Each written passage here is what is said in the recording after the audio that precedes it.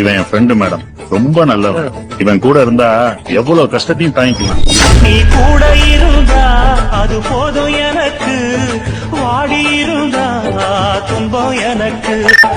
என் தாய் கொடுத்த ஒரு சக்தி இருக்கு, உன்னை தட்டி எழுப்ப புத்தி இருக்கு. உன்னை தாவி அணைக்க ஒரு நேரம் இருக்கு, அந்த நேரம் வரைக்கும் வரம் எனக்கு.